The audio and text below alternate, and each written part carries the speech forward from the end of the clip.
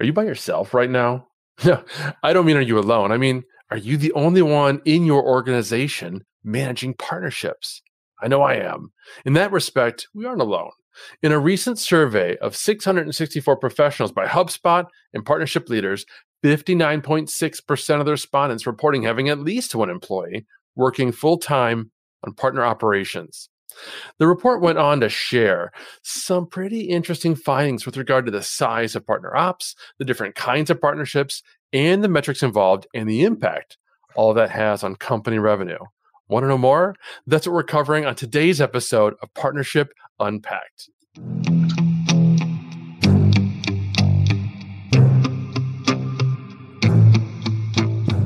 This is Partnership Unpacked, your go-to guide to growing your business through partnerships quickly. I'm your host, Mike Alton, and each episode unpacks the winning strategies and latest trends from influencer marketing to brand partnerships and ideas that you can apply to your own business to grow exponentially. And now, the rest of today's episode. Welcome back to Partnership Unpacked, where I selfishly use this time to pick the brains of experts at strategic partnerships, channel programs, affiliates, influencer marketing, and relationship building. Oh, and you get to learn too. Subscribe to learn how you can amplify your growth strategy with a solid takeaway every episode from partnership experts in the industry. But what does that industry really look like? What kinds of partnerships are companies exploring today, and how are they managing that? Should you hire more staff? Should you invest in more partner tech? Explore more integrations? That's exactly what our guests today are going to talk to us about. And you and I are lucky because I have twice as many guests as usual in the studio today. Kelly Sarabyn is the platform ecosystem advocate at HubSpot, where she is responsible for growing the ecosystem through partner content and engagement. Before that, she worked in marketing at Pandium and was a partner at Woden, a branding agency. She believes companies that leverage partnerships and ecosystems can drive more revenue and build stronger brands. And I definitely agree with her on that. Mathew is a co-founder of Partnership Leaders. He's worked in sales, marketing, customer success, and business development, as well as partnerships in venture and bootstrapped businesses. Partnership Leaders is the top community for partnerships and alliance leaders looking to advance their career and improve their partner programs. So clearly, we've got the right people on the show today. Hey, Kelly and Asher, welcome to the show. Thanks for having us, Mike. I think that was the best intro we've had, period. And Kelly and I have been doing, I think, like a dozen podcasts now, or maybe more than that. You're definitely the best dressed. Oh, well, thank you for that. I appreciate it. I got dressed up just for you guys. Kelly, how are you doing? Hey, very well. Happy to be here. Love the topic of your show. So happy to dive into all these different issues around ops and partnerships. Fantastic. Now, first of all, I have to say, I loved and appreciated how you pulled this report together. You had logical separations for different aspects of partnership ops and then offered a collection of insights from key experts and executives that I found really enlightening. So thanks for that. We'll, of course, have a link in the notes for those listening who want to grab that full report, and you should. But let's start high level and then drill down. So tell me about the State of Partnership Ops report that you wrote and why you put it together and how it came to be. Yeah, I think one of the big reasons is this space is in such flux. So we're seeing a lot of innovation around the business model in terms of going from that classic reseller channel and realizing that partners can help all the way through the sales funnel, from raising brand awareness to prospecting and ultimately to retention and upselling. And so we really wanted to take a look and see where the industry is now, because there's a lot of perception and anecdotal data. The tech stack that partnerships people are using is rapidly changing. There was $9 billion invested from private equity in 2021. So we're seeing a big explosion in the space. And we really wanted to try to understand what are partner teams struggling with, how are organizations leveraging partner teams, and what does the operations look like that you need to power this business model? And the tech stack, right? There's so many internal and external stakeholders that go into making partnerships successful. So it's a real coordination problem, and technology can be hugely beneficial, but it can also be extremely messy. Asher, did you want to add anything? Yeah, I would say the reason why Partnership Leaders partnered with HubSpot and Catalyst was because when we talk with the leaders in our community, we realized that they were doing a lot of the operational work, which was inhibiting them from doing strategic work, which is executive level stuff. And so we said, let's partner, again, because we're all in partnerships, and create a high quality piece of content that allows companies to really dig deeper into the issues of running programmatic partner programs and taking them to scale and actually investing in partner operations. I definitely loved that you took the partnership approach to creating this report. It was fantastic. And now, one of the first interesting questions you asked in the report was about the types of partnerships companies are employing, a diversity that you see kind of reflected in this show and perhaps heard in my introduction. And for our listeners, what were some of the different kinds of partnerships that you noted in your survey, and what conclusions can you draw about them? Yeah, it was really interesting to see that now for companies that are under the enterprise size, that technology partnerships, which by the way, depending on what space you're in, you might go by ISV partnerships, you might call them product partnerships, but really partnerships that are based around an integration between two different systems. Those are the most popular, and it really makes sense because of the SaaS explosion. They were also deemed to be the most important for companies that were less than 2001 employees. For the enterprise companies, they still chose resellers as their most important partners, and then solution partners and technology partners were tied for second. So I think that's something to keep an eye on, no matter where you are in your partner journey, to really understand the importance of that partner type. But I think other types of partners that are super important are solution partners who may help to implement your product or can help to manage it over time, essentially, and make sure that your customers are getting the most out of it. We also have affiliate partners, right, which really are at the top of the funnel. They're helping to bring you new customers. And then referral partners, which are different than affiliate. People often confuse them. Affiliate is more of a scaled marketing type of partner. So you are sharing links usually to drive people to your partner. But the referral is, let's give a direct intro, which works well within the context of other partner types, which is technology partners can give each other referrals. Solution partners can give other solution partner referrals. I think that's another takeaway. A lot of these partner types, you'll often have one organization being 3 or 4 different types of partner to you.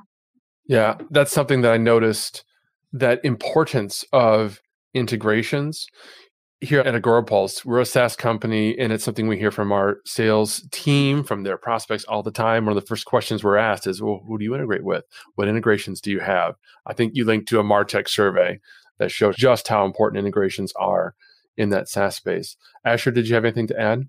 No, I would just say because of our community, we could kind of tell the world is moving towards integrations. And it makes sense because like more and more companies want to figure out how their workflows or like how their people's day jobs and the tools that like attach to those day jobs have connect with each other. So it was good to see this data point reflected in the report. Yeah, it was very interesting. I think something meta about the report too is one of the questions we asked is, when you're buying a piece of partner technology, what influences your decision? And what people said overwhelmingly was the most important factor is, does it integrate with other systems? So we already knew that about marketing technology, where we have over 9,000 systems at play, right? We already knew when you're looking to replace a piece of marketing software, integration is the number one factor. So it was interesting to see that validated, that in the partner technology space, which is obviously much smaller at that stage, it's still the most important factor. Absolutely. So let's talk money. When reviewing the partnership programs, and most notably, which programs are driving the most revenue, you shared a conclusion about programmatic allocation of resources. I said, I'd be nice. I'm going to give you the stat. You found that organizations doing that, they saw 26% of their revenue coming from partners. But what wasn't clear to me in the report was what was meant by programmatic allocation of partnerships. Could you explain what that means and what other conclusions you might have found regarding the implementation of programs? We did that on purpose, by the way, so people would ask the question. It worked. Ensuring we could go on a series of podcasts after. Exactly.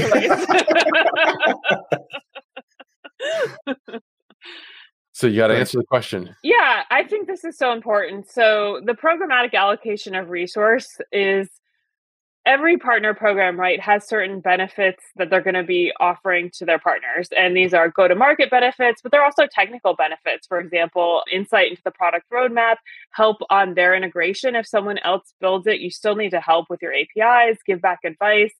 And a lot of programs are just doing this in an ad hoc manner. So you see partners start co-selling, right? And people start co-marketing together, but it's often really the squeakiest wheel. So the partner that is best at navigating the org and being very pushy, or just happens to know someone, they worked with them at another company, and so they're co-marketing together. That is an ad hoc distribution of resources. But as you scale, right, that's never going to be the best way to optimize your program. So as programs get more mature, they start to look and say, how do we prioritize partners and decide who we want to invest the most in? Who gets, the very hands-on touch, gets bigger co-marketing initiatives, more co-selling. And then as you go down to the lower touch partners, you design that experience with fewer resources. So I think when a partner program, you're never going to have 100% of your resources allocated by those program terms. And the way we phrase the questions, are you allocating most of your resources programmatically or most of them just ad hoc?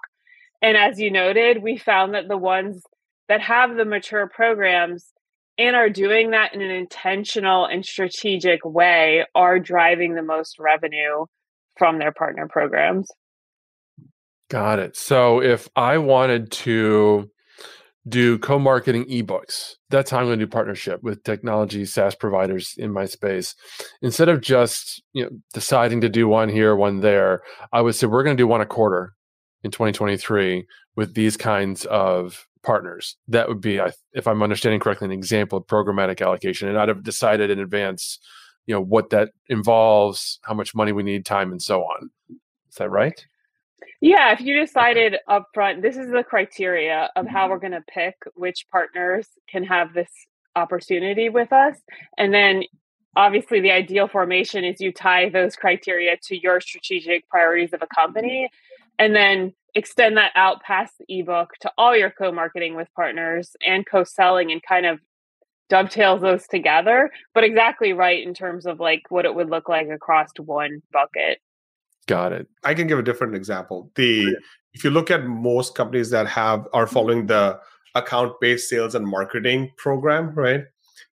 They have an annual process around where they would look at their tier 1, tier 2, tier 3 accounts. So there's tiering of accounts, right? There's an account planning process that exists, right? And then the marketing team comes up with entitlements for each one of those tiers.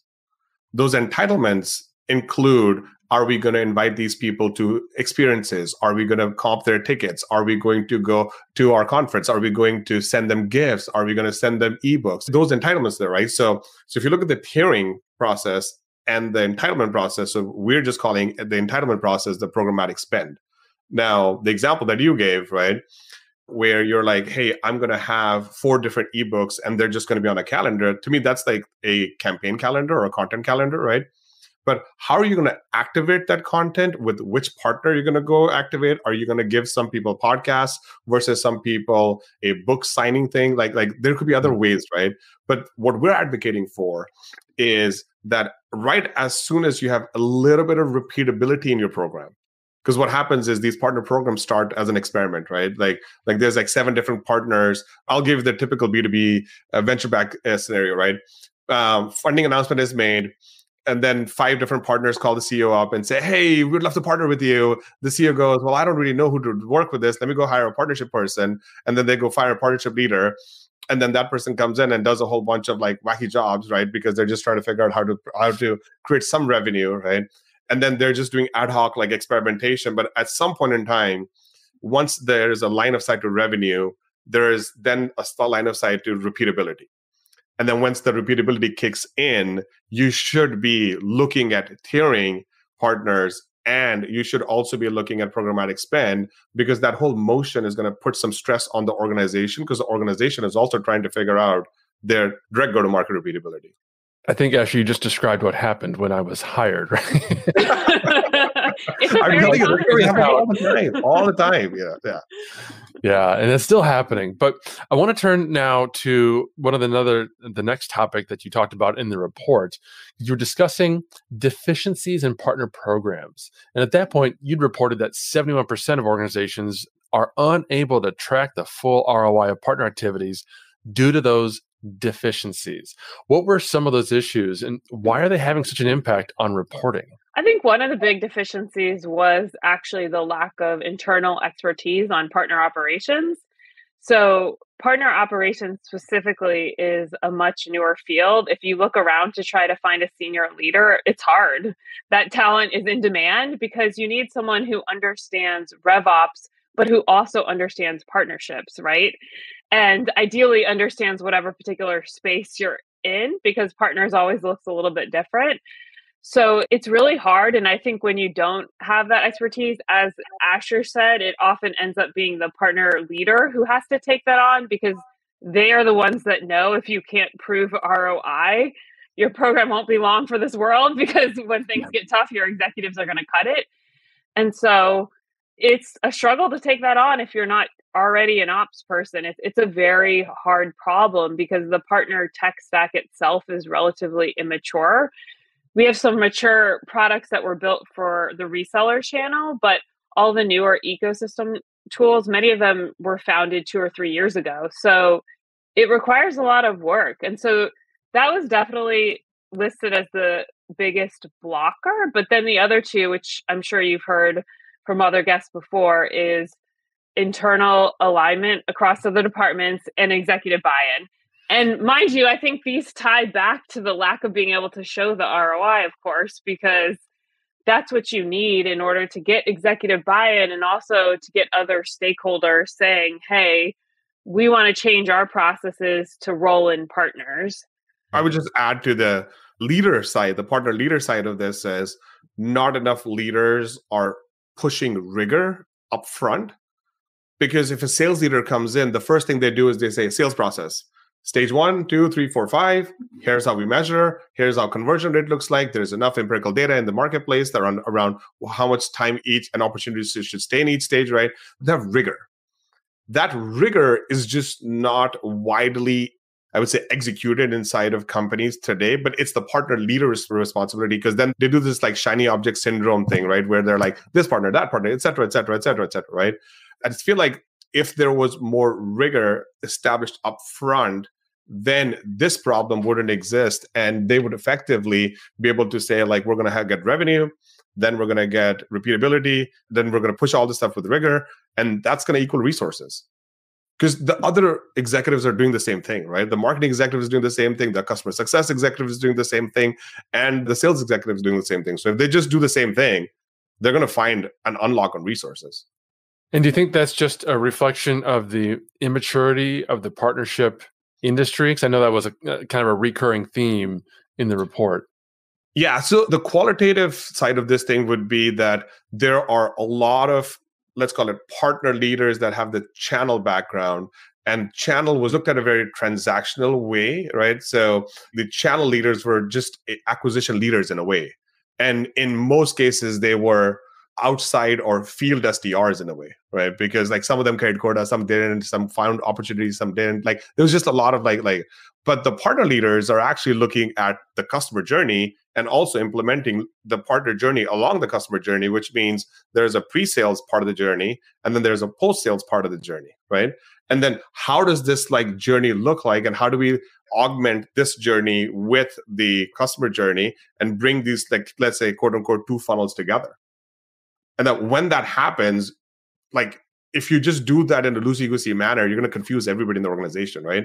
And then when that happens, 5 executives go complain to the CEO about the partner program, and guess what gets next? The partner program. Yeah. It's okay to say it. It's really okay. Because like we're making this, but now you have like a whole generation. I mean, there's 300 of them in partnership leaders, right? These people are not, you're not going to find them to be like, hey, do you want to go for a happy hour or something like that? They don't do that. They're trying to figure out like, how do we become like partner CROs, if you want to call it, or partner operators, right? They're like, here are the metrics. Here's how we do it. And a lot of the work, thanks to Kelly and like stuff that HubSpot is supporting us with, is just pushing in, how do you use these tools now to orchestrate your partner program. Actually, Kelly just did. Did you already do this? The how do you run your partner program on HubSpot yet, or is it coming up? That's next week. Okay, yeah. So they're actually doing that. Yeah. So the work that Kelly and HubSpot are actually like doing to help a whole, like I would say, generation of partner leaders implement rigor in their system, I think will actually is like solve this problem.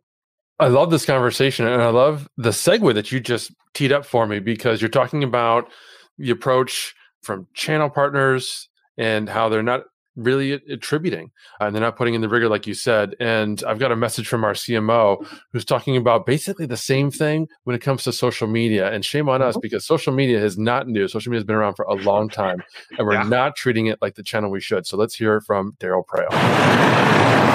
It's the Arc de Triomphe. Can you imagine if you're in charge, if you're the CMO of marketing Paris? What are your main channels? Wow, there's the Arc de Triomphe. There's the Eiffel Tower. There's the Louvre. Those are your channels you're going to use to drive tourism dollars in. Okay, now, but you're not the CMO of Paris. In fact, you're the CMO of your company, product, service. So what are your main channels? Well, I'm going to guess they're things like pay-per-click, maybe trade shows, events, maybe content. Those are all pretty predictable, right? Let me ask you this question. Are you treating social media as a main channel? By the way, only 1.8% of you today measure social media and can prove an ROI in that investment. HubSpot and Gartner say social media is the #1 channel to invest in this year.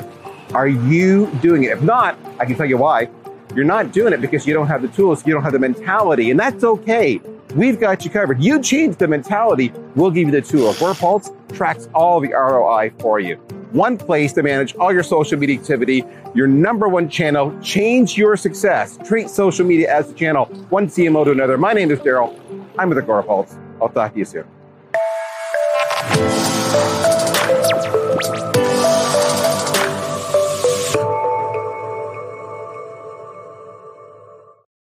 All right, let's talk partner technology. Now, to WordPulse. Before we go there, can we just talk about what Daryl just said? Yeah. It's actually a fantastic point, right? And we'll take a little bit of a segue from like partnerships and just to like podcasting, for example, right? And so I'll tell a story. So I was the CRO of this company called Demand Matrix.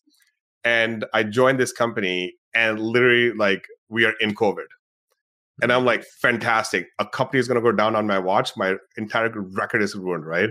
And so because, what was happening back then is like outbound was done. Like nobody was speaking about outbound. Like you could get executives if you call them around 4:25, 4:27 in the afternoon, or even like 5:15. Like, I mean, we had the metrics around this dial to connect, And so one person on my team basically said, hey, let's do podcasts because people are still coming on podcasts, right? So long story short, we did what Daryl said. And we basically mapped out the entire podcast like process. Like it was literally like a podcast process, right? It has stages in it. And we went from discovery, which is like the first podcast meeting, to a deal. And when we were done with the process, we realized we invested $40K in the podcast, and we saw $1.4 million source return from the podcast. And so what Daryl's saying absolutely is the right thing. It's just, again, we go back to the rigor, right? A lot of us do this as a education / like entertaining, or maybe call it edutainment channel, right? Mm-hmm. But like if you build a process behind it, like you can actually get a pretty good ROI. Oh, for sure. I had a previous guest, Adrian McIntyre. You listeners, go back and listen to this past episode with Adrian, and he produces podcasts for other brands, and they have a very, very specific process that they go through. And the whole idea there isn't to get 1 million followers. You're not going to get that as a B2B brand. That's pie in the sky. But what you will be able to do is sit down with the CMO of a target brand. This is basically account-based marketing, right? Sit down with that CMO and develop a relationship with him or her, and then nurture that relationship after the interview, because you're repurposing the podcast and you're sharing the episodes and you're making them look and sound fantastic. And you can seed questions in the podcast and follow up with them after the fact. Say, hey, we were talking about this in that interview, and I noticed you said that. And I don't know, that's something that we can help you with if you're open to having that conversation. It was really a brilliant approach. And to your point, they could measure exactly how many conversations did they have, where did those lead to from there, how much business, how many dials do you need to get to the first conversation. I mean, like the whole thing can be operationalized, and if you do it, like you actually turn podcast into a revenue generating activity, and you can just see all this, and you can just do first touch, right? You can basically say, podcast source revenue. And, I guess we're about to talk about like partner source revenue and stuff like that too. But like this channel actually works. Yeah. And maybe I'm doing it right here with this podcast. Totally. Kelly has more money than I do. I'll just say that straight up. Yeah. So let's talk tech. I was going to say that, at Agora Pulse, I've got a PRM system for channel partners I'm using. It's First Promoter, and I've been exploring how to employ things like Reveal, and Crossbeam, so I can work more closely with partners and sales and marketing efforts. And as a team of one within a company of under 200 employees, my tech stack seems to align with your report findings. But what caught my eye was there was a statistic that over half of the companies using at least one partner tech system were driving 26% more revenue from partners. So the question is, why do you think that is? I think because if you use it right, then you are going to get so much by way of efficiency and actionable data. And it's just going to be able to not only drive more revenue producing activity, it's going to help you to track it. So I think it's twofold in where it's adding the benefit. There's also the self-selection, right? People who are farther along the journey and have more intelligence around partnerships have investigated these tools and availed the ones that are useful into their tech stack. So I think that's part of it as well. But I really do think it's, the bespoke high touch relationships can be valuable, but they're not going to scale. It's too resource intensive, and it's always just going to be a bucket of partners. When you want to take it to the next level, you need technology. That makes a lot of sense. And again, it's that underlying theme of the more mature your organization is overall, and with partners specifically, the more time and resources and attention you can devote. I went through an exercise early 2022 where I needed a new virtual event platform. And so I went and reached out to all the major virtual event platforms. There's something we were talking about before the show, right? With Hopin. Well, I did sales demos with Hopin and Hublot and Cvent and Kaltura and 20 other platforms. And that was like all that I did that month because it was so time consuming. And so for a partner operations department where you just have one or two people, they don't have time to look at all the other tools that are out there. They don't have time to think about, how could we streamline what we're doing? Is there another tool? If that's not brought to their attention, yeah, that's going to be a challenge. Ashley, did you have anything to add to that? I'm just surprised there's not podcast operations. Maybe after this podcast, there's going to be podcast operations coming up too. Yeah, well, but it's true. That's definitely a big thing. If you felt the pain of like bringing all these tools together and just like getting your partnering done in a day, and you then find a tool, you are going for the tool because if you think about it, there's 232 tools in the stack right now. 253 the last time David Bain released the landscape. All right, so let's just say there's 300 tools, right? I would pause it and say 285 of them were built like 10 years ago. And so the modern tooling is actually better integrated into the systems of record that sales and marketing teams are using. And so when you have that, there's a better user experience, which means the tool actually fits into your workflow, which means it helps you get your job done faster because you're not adopting a legacy workflow and like trying to figure out how they used to do things 15 years ago. You're like, this is how things work today. My tool works with me. Fantastic. I'm going to get my job done. I'm going to push back on that, though. I think the integrations of the newer tools are very immature. So while they have built integrations to Salesforce and HubSpot and kind of the systems of record, in general, they're still pretty thin. They don't do all that they need to do. And I think that we're going to see big change in that around the next 2 to 3 years. But I think their advantages, even though they're lighter tools, they are designed, as Asher said, for the workflows of today, not the workflows of yesterday. So in a lot of cases, it's going to be the better option. You're just going to have to support it with your own systems, processes, and honestly, probably at scale dev work. That's one of the things that kind of excited me. Kelly does this all the time. She's like, disagree with me. And they'll be like, oh, wow, here's one point that he said out of like the whole thing that he said, which actually makes sense. That's why I brought Kelly on the show. Exactly. That's why we do these things together. Like, it's just a fun, much better setup when we do these things together. Someone has to fact check you, Asher. We don't want fake news spreading. Well, it's not fake news, it's just fake tech, because that's what we're getting to right now. Yeah, but I was excited because the report, another underlying theme that I picked out was that partnership programs are maturing. They are getting more popular. Brands are investing more money.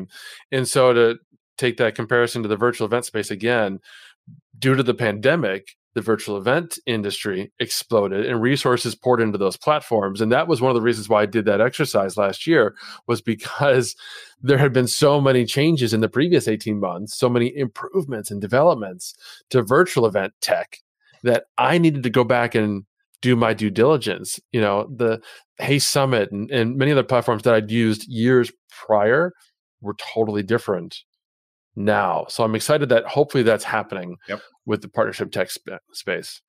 Now, I think the problem's real about the time that it takes to keep up when you have a space where you have rapidly changing tech. And I would say, that's a good argument for being active in the community and joining organizations like Partnership Leaders, because people have already done the work, right? And you can just post and say, hey, what did you assess on this? What was the metric you used? Because as you said earlier, taking 20 meetings where you're getting the demos and doing all that due diligence yourself, if that's not your full-time job, it's a lot of bandwidth. Yeah, for sure. Now let's talk about key performance indicators, because I thought it was fascinating, not only how many different KPI were being tracked, but how the number and which metrics tracked depended on the size of the partnership team. Can you kind of walk us through what you found with regard to KPIs? Confusion? Well, I think unsurprisingly, right, because of the traditional channel model, source revenue was still the KPI that was being used most pervasively. Having said that, influenced revenue was used by the majority of companies. So I think that was an interesting finding, because that gets into the more variable ways that partners can help along the customer journey that Asher was referencing. So I do think that was interesting. And we saw more mature programs using more KPIs, which I think is another reference to the fact that they're recognizing the diversity of both partner types, but also partner points on the customer journey, and how their teams need to be driving not just the sourced, which is like the traditional model of either you just got in a new account or someone resold it for you, but how can you use tools like Reveal and Crossbone, for example, to collaborate on open opportunities, or honestly just to influence the deals and drive retention after you have joint customers. Yeah, that statistic on influenced revenue is literally something I'll be sharing with my executive team, because they recently poo-pooed the whole idea of any kind of influenced revenue. I'm like, no, this is what the bigger, smarter, more mature brands are doing. We need to do more of that. I'm about to get kicked off of this podcast in 30 seconds. Here we go. I got the button ready. So it's interesting because like every podcast that we do, this is the benefit of like doing podcasts together with a partner, which I would, by the way, highly recommend that people find somebody who's going to be on the journey with them on doing multiple podcasts, because you can actually like pick different points from different podcast episodes that you do together and bring together, right? And so I think 3 podcasts ago that Kelly and I did, we got into this like partner source versus partner influence, like this whole like conversation. And because my background is sales, I'm like, forget influence. It doesn't really matter. Like, like who cares, right? But then I also had the benefit of like good fortune of like working a demand base. And so I actually had to learn like how marketing works. And so my way of like rationalizing this at a board level or even like at an executive level is there are like, I think 1, 2, 3, 4, 5, 6, 7, 8, 9 different things that came up in the report, from source revenue all the way to increased retention. And you can actually take just what's written there. And this is, by the way, for people listening, this is page 40 in the report. You can actually create a partner scorecard from this. And take all the sourced and sourced-ish type of things, like number of active integrations, et cetera, partner profitability, and put them in the partner sales bucket. And then take the influence revenue and all that stuff, put it in traffic and leads generated, put it in the partner marketing bucket. and then take the increased retention and the customer satisfaction and partner attached account stuff that's in the report, put it in the partner success bucket. And there's going to be a through channel partner success motion. We're going to talk about that as Gainsight gets into the market, right? And now you have a partner scorecard. And so, but at the end of the day, when you go into a meeting with the CFO, like that person, and most CFOs are very dry, right? Do not care about any type of influence stuff. They're just looking at everything because the way they've been taught, the way they speak is like a P&L statement, right? So like on a P&L statement, there's no bucket for like influence. And so that's my like new way of thinking is like, you have some partner sales metrics. If you want influence, put them in a partner marketing bucket, but definitely like create a scorecard and then present that, because that then gives your executives a holistic view of what this partnership thing is all about. Ding, ding, Kelly, your turn. You're not helping Mike, whose CMO is probably listeing to this podcast. Exactly. I know. That's why I said I'm like 30 seconds in. I'm about to get kicked off of this podcast. I'll just edit that part out. It's fine. So I think what Asher is correct about is that, especially now when the economy is really tough, sourced revenue is always going to be the gold standard of proving out value. But the truth of the matter is, influenced revenue has a huge impact on the bottom line. And that's a fact. And organizations that are more mature have built out models where they can determine the relative weight of different types of influence, and they recognize it up to the C-suite level. And people who are already in those organizations are in a better spot currently right now because they're already seeing the value and they've already proved it out with enough data.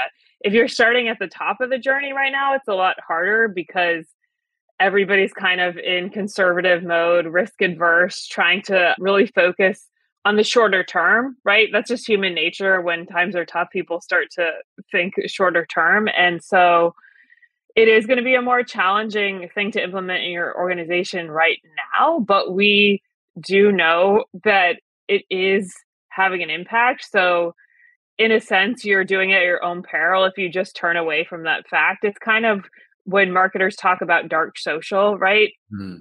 There's a lot of stuff that we know can't be tracked, but in the aggregate has a huge influence. Same thing with brand, right? Brand marketing teams have long been in this position where you cannot prove it out because there's always too many exogenous variables happening at the same time when you make a brand change. But we all know that brand has a huge impact and positioning has a huge impact in your ultimate success. So I think, smart executives and smart organizations will see that this form of influence really tremendously impacts the growth of the company in the long term. So I would say ignore it at your own peril, but I also nod to the fact of people's mindset, especially now. You might be stuck in a company where you're just not going to make headway. Yeah, I can agree with things that you're both saying. And we're going to keep coming back to that point where the less mature the company is, the more challenge it's going to be to accomplish these kinds of things. Because if you're not mature in your partner tech stack, you're probably not mature in other areas of your company. So are you really attributing all the traffic and revenue that you're getting correctly, right? How do you know what is partner influenced? And how do you know the impact over time of that partnership channel? I mean, those are questions that, a lot of companies can't ask. And did you actually then go and collaborate with like the marketing team? Because they actually have a very good system set up to track influence. Actually, question to Kelly. Does HubSpot do partner influence? So you're talking about a couple of different types of influence, right? Like marketing can run some of the influence, but you also have sales influence, right? So if you bring in a partner who provides deal intel, but they didn't source the deal, that is partner influence. So I think that it's going to have to align with other departments, and it is a good call. It's maybe other departments have tools and frameworks and even systems that you can co-op. But I will just sidestep the question about how HubSpot is doing internally. Well, I just asked because the earnings report actually says 50% of revenue comes from partners. And I don't think that's like influenced revenue. I think that's just like pretty close to source revenue. So I will say we just revamped our solution partner program because we wanted to make it more aligned with recognizing our partners who aren't sourcing as many deals, but they are servicing the HubSpot accounts over time, right? So we did make that change because we were more focused on who's sourcing these deals. And we see the long-term value of the partners who may not be bringing in that many new deals, but they've been managing a lot of HubSpot accounts and managing them well and retaining those customers. That's extremely valuable to us as a company. So I do think we are aware of the different ways that partners can bring value, and we are trying to continue to update our programs and our way of tracking to reflect that. I actually think that as time goes by, we will have this whole concept of partner success, and the partner success KPIs will actually then drive programs in the customer success umbrella through partners. And this lane that you just talked about will actually become even more clearer there. And then there are resources already available in the, let's call it, chief customer officer organization to then, and budget, by the way, to devote to partners. And I think it's coming. We're still stuck with as I said, the pre-sales piece of it, because most people that are in partnerships and even in tech partnerships, right, come from the channel world. Yeah. I'll give a shout out to HubSpot because we implemented HubSpot 24 months ago at Agorapulse, and we were able to quickly mature our attribution model. And we're starting to get to the point where we're seeing partnership influenced deals, mostly again with the channel partnerships like you've been talking about, but as we're starting to bring in, sales partnerships using Reveal and Crossbeam, like we talked about, those metrics are going to be there. They're just fields that we can toggle and add to the reporting. So it is able to tell that as a platform. So I'll end with this one thing, because I think this is going to be the learning from this podcast, right? It's because it's interesting, because we were in another webinar and somebody actually asked, what is sourced revenue, right? Like how does it actually work, right? And so maybe that at some point in time, Kelly, you, me, and Mike should do another session in like June, July this year and talk about this thing. But there are specific ways that you source revenue from your partners, and there are playbooks already built. And then when you go and think about what is the influence playbook, you'll see that a lot of those influence playbooks are very similar to the marketing playbooks that already exist. And so it may not be again, I'm just riffing with you guys and gals, right? What we're talking about may be true or even lower than extremely large companies. Is just, we just haven't found a way to actually collaborate more closely with the marketing teams and take their playbooks that have already been established and then changing them or adopting some of that stuff for our stuff. Yeah, that's exactly right. Yeah, it's all about learning. Should we get Daryl on this podcast? Yeah, right. We don't have to reinvent the wheel. Totally. Standing on the shoulders of greatness and so on. So, is there anything else, real quick, that you want to add? Anything else that stood out from the report that we didn't already touch on? I would say this whole reporting structure thing was a very interesting one, right? Again, no surprise there that most people report to the CROs. And the organizational structure. Yeah. And then most teams report to CROs, and then the second is CEOs. But I think there is a model where the partner, let's call it leaders, right? Let's say you have a chief partner officer, but then all these direct reports actually live in other teams and their dotted line, or they live in under him or her and their dotted line to other leaders, right? There's a model there that hasn't fully been deployed yet, right? But I think it's coming, and it just depends on how strongly does the CEO actually believe in partnerships. Yeah, totally agree with that. Kelly, anything else you wanted to add? No, I just double down on what we kind of covered here, that, thinking about the stuff strategically and putting an operational eye to it and a programmatic eye to it is what's going to move you forward no matter what stage you're at. If you're younger, it just won't be as robust and built out, but it's still important to think about it strategically from day one so that you have that mindset in place and you can move it forward on those wheels instead of letting things be kind of the Wild West. And then you find you have 200 partners, 20 of them who are active, and trying to figure out how to recalibrate is a lot tougher than if you think about it strategically from day one.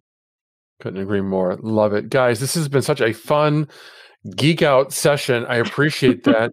I want you to be able to tell the folks where they can learn more about you, your organizations, where they can connect with you. Ash, I'll let you start first. Oh, well, let's Kelly start first. Okay, Kelly, you go first. I'm pretty easy. You can find me on LinkedIn. I'm always happy to connect and chat there. You can go to hubspot.com and if you want to learn more about HubSpot and our partner programs.